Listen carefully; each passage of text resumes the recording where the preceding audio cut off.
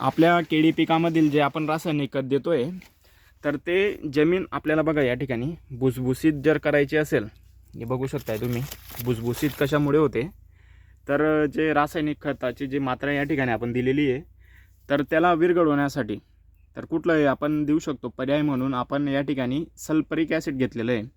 Sulphuric acid काय करतं की जमिनीमध्ये जे घट्ट असलेले जे बॉन्ड्स आहेत म्हणजे रासायनिक खताचे जे बॉन्ड्स आहेत तर ते तुटतात आणि त्यामुळे आपली जी जमीन आहे तर ती भुसभुशीत होते, सोबत पांढऱ्या मुळांची जी संख्या आहे तर ती वाढायला आपल्याला मदत होत असते। म्हणून काय आहे ना की खत द्यायचे सोबतच ते कारगर कसं होईल म्हणजे लागू कसं होईल आपल्या पिकाला त्याच्यासाठी आपल्याला पर्याय शोधणं गरजेचं आहे। म्हणून सल्फ्युरिक ॲसिड मी माझ्या बागेला दिलेलं आहे, सोबत तुम्हीही द्या। कारण काय याच्याने काय होईल की जी जमिनीमध्ये आपण रासायनिक खतं टाकतो त्याचे बॉन्ड्स तुटतात आणि ते अपटेकचे जे प्रमाण आहे तर ते वाढतं। म्हणजे सल्फ्युरिक ॲसिड जीवामृत सोबत हे आपण देत असतो टप्प्याटप्प्याने, तर तुम्हीही द्या आणि त्याचा फायदा घ्या।